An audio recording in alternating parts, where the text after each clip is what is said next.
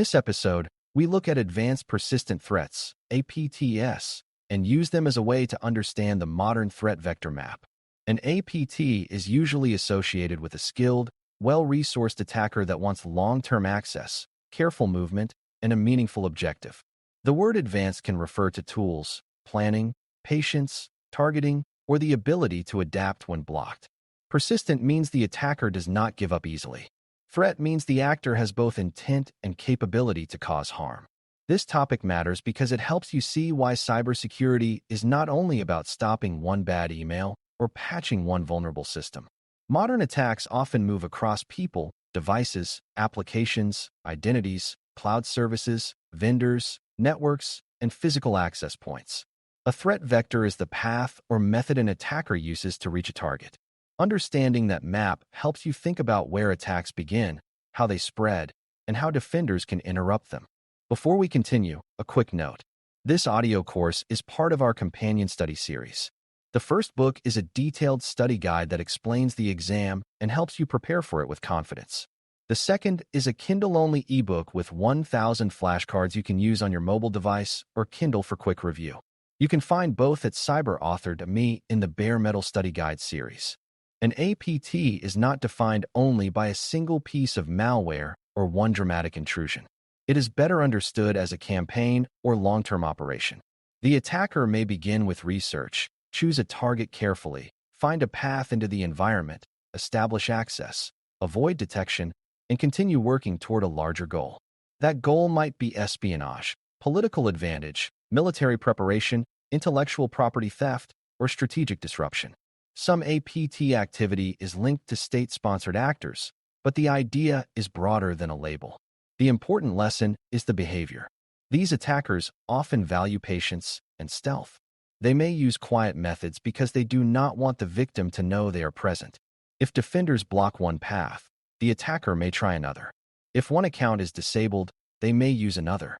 The operation is built around persistence, not one quick attempt. Persistence changes the way you think about defense.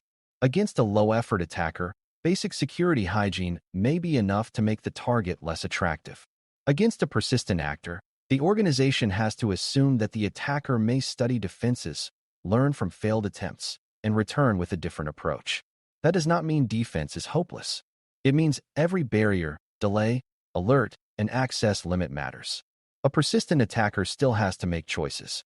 They need a way in, a way to move, a way to access valuable information, and a way to avoid being removed.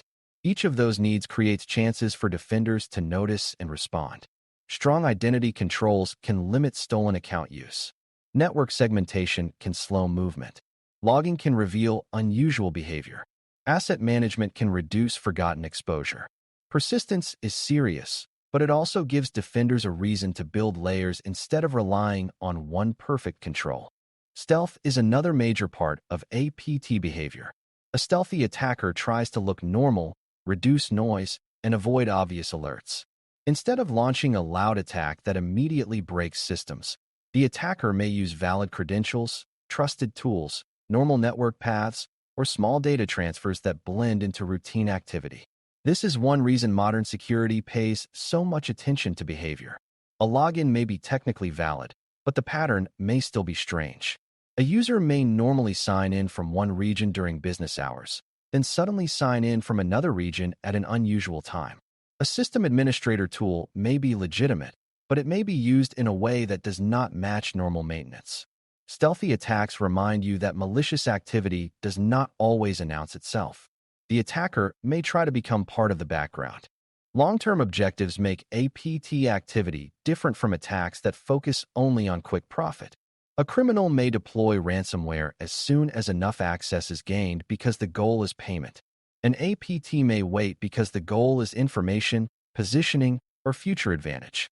The attacker may collect credentials, identify important servers, watch email traffic, learn organizational roles, or search for sensitive projects. They may compromise a supplier or partner first because that trusted relationship provides a quieter path to the real target. The most valuable result may not be immediate damage. It may be knowledge. Who makes decisions? Which systems support critical operations? Where are backups stored? Which vendor has privileged access? These questions help the attacker plan. For defenders, the lesson is that early signs matter. Small unusual events can be part of a larger picture. The modern threat vector map begins with people because attackers often target trust, attention, and routine behavior. Email remains a common path, but it is not the only one. Attackers may use text messages, collaboration platforms, instant messaging, phone calls, shared documents, meeting invitations, or fake support requests. They follow users into the tools those users already trust. A message from a familiar-looking sender can create urgency, curiosity, fear, or routine compliance. The goal may be to steal credentials, deliver malicious content, convince someone to approve access, or move a conversation into a less protected channel. People are not weak by nature. They are busy, helpful, and surrounded by messages.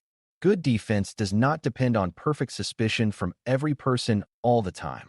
It combines awareness, reporting, safer processes, and technical controls that reduce the damage one deceptive message can cause. Another part of the map is content, especially files, links, images, and embedded objects. Attackers may use attachments that appear to be invoices, resumes, reports, forms, or scanned documents. They may use quick response, QR, codes to move a person from a computer screen to a phone, where security controls and user caution may be different. They may hide malicious behavior in documents, scripts, compressed files, or links that redirect through several locations. They may abuse familiar formats because familiarity lowers suspicion. A person who would not download an unknown program may still open a document that looks work-related. Modern attacks often use visual trust cues. A logo, a familiar layout, a normal file name, or a realistic sign-in page can make a fake interaction feel routine. The vector is not only the file itself. It is the path of trust that leads someone to open it. Browsers have become a major attack surface because so much work now happens inside them. A browser is not just a window to websites. It handles sessions, cookies, passwords, extensions, downloads, scripts, and access to cloud applications. If an attacker can steal a session token, they may be able to act as a user without needing the password again for a time. If a malicious browser extension is installed, it may observe pages, collect information, or change how the browser behaves. If a user is tricked into entering credentials on a fake page, the browser becomes part of the attack path. Browser-based threats matter because they sit close to identity and daily work. The browser touches email, documents, finance tools, customer systems, developer platforms, and administrative portals. Protecting it means thinking about updates, extension control, safe authentication, and suspicious web behavior. Networks and remote access paths form another major section of the map. Attackers may look for exposed services, weak remote desktop access, poorly protected virtual private network, VPN, connections, vulnerable infrastructure devices, or trusted administrative pathways. Remote access is valuable because it is designed to let people reach systems from somewhere else. If attackers can misuse that access, they may enter through the same doors legitimate users depend on. Infrastructure devices also matter because they can shape traffic, connect segments, and sometimes sit at the edge of the environment. An attacker who compromises a network device may gain visibility or control that is difficult to detect. Remote access threats remind you that convenience and exposure must be balanced. A service that is reachable from anywhere may be useful, but it also becomes a place where attackers can try credentials, exploit weaknesses, or hide behind normal access patterns. Endpoints and servers are still central to the threat map because they are where work, data, and processes actually run. An endpoint might be a laptop, desktop, tablet, or mobile device. A server might host applications, databases, files, identity services, or management tools. Attackers may target endpoints to steal credentials, capture keystrokes, install malware, or reach internal systems. They may target servers because servers often hold valuable data or trusted access. Some attackers use living off the land techniques, which means they use normal tools already present in the environment for malicious purposes. That can include administrative utilities, scripting tools, remote management features, or built-in operating system functions. The challenge for defenders is that the tool itself may be legitimate. The suspicious part is how, when, where, and why it is being used. The supply chain has become one of the most important areas in the modern threat vector map. A supply chain attack reaches an organization through a trusted provider, product, update, contractor, service platform, or business relationship. The attacker may compromise a software vendor, a managed service provider, a cloud service, a logistics partner, or a third-party tool used by many customers. This path is attractive because trust can multiply access. If many organizations rely on the same provider, one compromise may create opportunities across many victims. Supply chain risk is not only about software updates, although malicious or compromised updates are a serious concern. It also includes support accounts, integration permissions, shared data, remote management tools, and vendor access. Defenders have to ask who has access, what they can reach, how that access is monitored, and what happens if the trusted party is compromised. Physical, wireless, and device-based vectors also belong on the map. Attackers may use stolen devices, unattended workstations, malicious universal serial bus, USB, devices, tailgating, shoulder surfing, Bluetooth, radio frequency, RF, signals, or near-field communication, NFC, abuse. These paths remind you that cybersecurity is not trapped inside software. A person who enters a restricted area, plugs in a device, watches someone type a password, or connects through a nearby wireless technology may create a cyber incident through physical proximity. Internet of Things, IoT, and operational technology, OT, add even more complexity because they may include cameras, sensors, controllers, medical devices, building systems, industrial equipment, and other connected technology. Some of these devices are hard to patch or monitor. Some were not designed with modern security expectations. The attack surface expands as more things become connected. Cloud services, identity providers, public repositories, artificial intelligence systems, and data platforms add another layer to the modern map. An organization may no longer keep every system inside a traditional network boundary. Data and workflows may live across software as a service, SaaS, platforms, cloud storage, code repositories, automation tools, and connected business applications. Identity becomes the connective tissue across all of these services. If attackers compromise identity, they may not need to break into a traditional network first. They can sign in, grant access, create tokens, or move through connected applications. Large language models, LLMs, can also become part of the attack surface when they are connected to sensitive data, internal workflows, or automated actions. The concern is not that every new tool is dangerous by default. The concern is that new connections create new paths that must be understood and governed. The modern threat vector map is not a list of isolated doors. It is a web of paths that can connect. An attacker might begin with a phishing message, steal a password, bypass weak authentication, enter a cloud application, find sensitive documents, discover administrator notes, access a remote management tool, and then move to servers.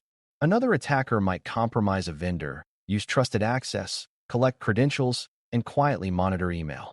An APT may try several paths over time, choosing the one that produces the least resistance. This is why defenders think in layers. User awareness helps, but it is not enough. Patch management helps, but it is not enough. Identity security helps, but it is not enough. Monitoring helps, but it is not enough by itself. Security improves when multiple controls support each other, so one failure does not automatically become full compromise. As you continue with Security Plus version 8 and SY0801, use APT behavior as a lens for understanding the wider threat landscape. Advanced persistent threats show why persistence, stealth, and long-term objectives matter, but the threat vectors they use are not limited to elite attackers. Email, files, browsers, remote access, endpoints, servers, supply chains, wireless paths, physical access, cloud services, identity systems, and connected devices can all become part of an attack path. The practical lesson is to think in routes, not just events. Ask where an attacker could begin, what trust they could abuse, what systems they could reach, and how they might remain hidden. That kind of thinking helps you connect individual exam topics into a larger picture. Security is not only about knowing the names of threats. It is about understanding how those threats move. Thanks for listening. For more audio courses, daily newsletters, and more, please visit baremetalcyber.com.